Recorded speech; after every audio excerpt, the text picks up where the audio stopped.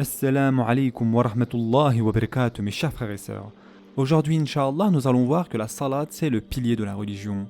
Comme vous le savez, il est des plus importantes obligations qu'Allah Azza wa Jal a prescrit à ses serviteurs.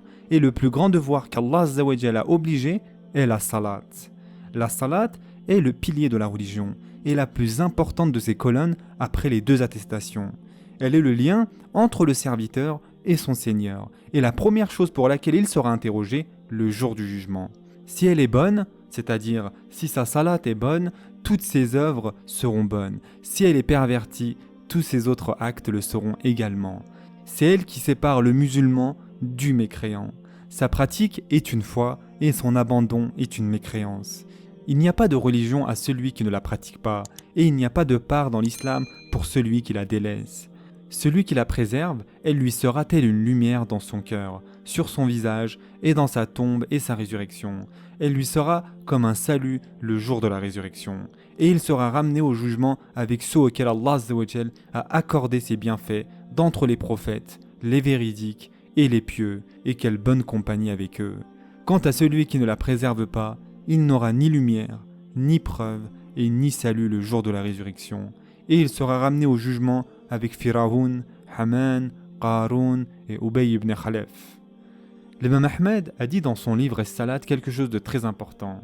Il est rapporté dans un hadith, il n'y a pas de part dans l'islam à celui qui délaisse la salat. En outre, Omar ibn al-Khattab radiallahu anh, avait pour habitude d'écrire aux différents pays. La plus importante de vos affaires pour moi est la salat. Celui qui la préserve, préserve sa religion. Et celui qui la néglige encore plus les autres choses. Il n'y a pas de part en islam pour quiconque abandonne sa salat. Ensuite, Omar ibn al-Khattab radiallahu anh a dit « Tout individu qui banalise la salat et la sous-estime a donc banalisé l'islam et l'a sous-estimé. Certes, leur sœur dans l'islam est en mesure de leur part par rapport à la salat, et leur désir envers l'islam est selon leur degré de désir envers la salat. Apprends qui es-tu, ô serviteur d'Allah Azza wa Jal, et prends garde de rencontrer Allah subhanahu wa ta'ala alors que l'islam n'a aucune part auprès de toi. Car sans aucun doute, l'intérêt que tu portes dans ton cœur pour l'islam est pareil à l'intérêt de la salat dans ton cœur. Et il est rapporté dans un hadith, d'après le prophète sallallahu alayhi wa sallam, la salat est le pilier de la religion. Et de ce fait, lorsque le pilier tombe, que se passe-t-il? Tout s'écroule. Et donc c'est ainsi qu'est la salat par rapport à l'islam. Aussi, dans un autre hadith, le prophète sallallahu alayhi wa sallam a dit « Certes, la première chose sur laquelle on interrogera le serviteur le jour de la résurrection par rapport à ses actes est la salat. Si celle-ci lui est acceptée, on acceptera toutes ses autres œuvres. » Ce hadith a été rapporté par At-Tirmidhi. Donc, notre salat est le couronnement de notre religion. Et c'est sur elle que nous serons questionnés pour nos autres actes, demain, le jour de la résurrection. Ainsi, il y a après l'abandon de la salat ni islam ni religion, car la salat est la dernière chose qui sera délaissée de l'islam. Et donc ici nous arrivons à la fin de la citation de l'imam Ahmed. Cela dit, les musulmans ne se divergent pas sur le fait que l'abandon de la salat est compté parmi les plus grands péchés, et que cette faute est plus grave auprès d'Allah Azza wa Jal que de tuer une vie, d'usurper des biens, et elle est également plus grave que la fornication, le vol et de boire le vin. Celui qui la délaisse s'exposera à la punition d'Allah Azza wa Jal, à sa colère et à son humiliation, ici-bas, mais aussi dans l'au-delà. Les gens de science qui disent que celui qui délaisse la salat est mécréant ont des preuves fortes tirées du livre d'Allah subhanahu wa ta'ala et de la sunna de son prophète sallallahu alayhi wa sallam. Et le moins qu'on puisse dire de ces arguments, c'est qu'ils incitent le cœur du musulman attentif à aimer la salat, la vénérer et connaître son mérite.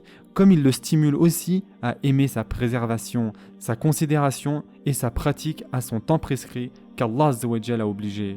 Et en effet, Allah subhanahu wa ta'ala dit dans le Coran « Toute âme est l'otage de ce qu'elle a acquis, sauf les gens de la droite, c'est-à-dire les élus. Dans des jardins, ils s'interrogeront au sujet des criminels. Qu'est-ce qui vous a acheminé à Saqar ?» Ils diront « Nous n'étions pas de ceux qui faisaient la salat, et nous nous associons à ceux qui tenaient des conversations futiles, et nous traitions de mensonges le jour de la rétribution, jusqu'à ce que nous vînt la vérité évidente, c'est-à-dire la mort. » Surat al-Muddassir, versets 38 à 47. Ce passage est très puissant, n'est-ce pas mes chers frères et sœurs, et cela permet de nous remettre en question. Et Allah Azza wa Jal nous dit et nous informe que celui qui délaisse la salat est parmi les criminels qui iront à Saqar, qui est une rivière dans l'enfer. Allah subhanahu wa ta'ala dit aussi dans le Coran: puis lui succédèrent des générations qui délaissèrent la prière et suivirent leur passion. Ils se trouveront en perdition. Sourate Maryam, verset 59. Et ici nous voyons, mes chers frères et sœurs, quelle est énorme la calamité de celui qui délaisse sa prière. Allah subhanahu wa ta'ala dit aussi dans le Coran: mais s'ils se repentent, accomplissent la salat et acquittent la zakat, ils deviendront vos frères en religion. Nous exposons intelligiblement les versets pour des gens qui savent. Surat At-Tawbah, verset 11. Allah subhanahu wa ta'ala a lié la fraternité des croyants en accomplissant la salat. Cela prouve que s'ils ne la pratiquent pas, ils ne seront pas des frères entre eux. Et Allah subhanahu wa ta'ala dit aussi dans le Coran: seuls croient en nos versets ceux qui, lorsqu'on les leur rappelle, tombent prosternés et par des louanges à leur Seigneur célèbrent sa gloire et ne s'enflent pas d'orgueil. Surat As-Sajdah, verset 15. Allah subhanahu wa ta'ala a aussi dit: et quand on leur dit inclinez-vous, ils ne s'inclinent pas. Malheur ce jour-là à ceux qui criaient au mensonge. Surat Al-Mursalat, verset 48 et 49. Mais avant de citer ce verset, Allah subhanahu wa ta'ala cite ce verset suivant: mangez et jouissez un peu ici-bas, vous êtes certes des criminels. Surat Al-Mursalat, verset 46. De plus, notre prophète sallallahu alayhi wa sallam a dit: quiconque pratique notre salat, s'oriente vers notre qibla et mange de notre bête égorgée, celui-là est le musulman qui a un pacte de la part d'Allah et de son messager. Ne perdez donc pas le pacte d'Allah. Et ce hadith se trouve dans Bukhari, mes chers frères et sœurs. De plus, nous avons un autre hadith d'après Ibn Mas'ud radiyallahu anhu. Le prophète sallallahu alayhi wa sallam a dit: celui qui veut rencontrer Allah demain en tant que musulman, qu'il préserve ses salats et les pratique là où on appelle pour les accomplir. Car Allah a légiféré à votre prophète sallallahu alayhi wa sallam les pratiques de la guidée et ces salats en font partie. Et si vous pratiquez la salat dans vos maisons, tel que le fait un tel qui ne vient pas à la mosquée, vous auriez donc délaissé la sunna de votre prophète. Et si vous délaissez la sunna de votre prophète, vous vous égarerez. Pas un homme qui se purifie et fait ses ablutions de la bonne manière, puis s'en ira vers une de ces mosquées sans qu'Allah ne lui inscrive pour chaque pas qu'il a fait une bonne action, et l'élève un degré et lui efface un péché. Et on voit qu'il ne rate la salat à la mosquée qu'un hypocrite connu pour son hypocrisie. À l'époque du prophète, on faisait en sorte qu'un malade s'appuyait entre deux hommes jusqu'à ce qu'il le place dans le rang. Et ce hadith a été rapporté dans Muslim. Imaginez, mes chers frères et sœurs, puisque cela est le cas de celui qui ne fait pas la salat en groupe, les compagnons le considérant comme un hypocrite avéré, comment serait alors le cas de celui qui la délaisse complètement? Qu'Allah subhanahu wa ta'ala nous en préserve. Le statut de la salat en islam est extrêmement important et son rang est trop élevé. Allah subhanahu wa ta'ala l'a prescrite pour son prophète Muhammad sallallahu alayhi wa sallam sans intermédiaire, sans passer par Jibril alayhi salam, au-dessus de sept cieux quand on lui fit l'ascension au ciel. Et il y a aussi d'autres paroles dans le livre et la sunna à part celles qui précèdent. Il y a encore de nombreux versets et des paroles dans la sunna qui prouvent cela. Et cela prouve le mérite de la salat, sa grande importance et la dureté de la punition pour celui qui l'abandonne.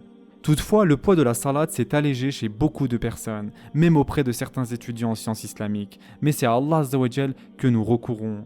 Il y a des gens qui la négligent, il y a parmi eux qui négligent ses conditions et ses piliers ainsi que ses obligations. Ils ne les accomplissent pas tel qu'il se doit. Et il y a parmi eux qui négligent la salat en groupe, alors que cela est considéré parmi les signes des hypocrites auprès des compagnons. Il nous incombe donc, mes chers frères et sœurs, de préserver cette majestueuse obéissance et adoration, qui est le plus important pilier de l'islam après les deux attestations. Et nous devons prendre garde de la voie des criminels. Allah subhanahu wa ta'ala dit dans le Coran: soyez assidus aux salat et surtout la salat médiane, et tenez-vous debout devant Allah avec humilité. Surat Al-Baqarah, verset 238. Ce sera tout pour aujourd'hui. Je vous souhaite dès maintenant un bon iftar.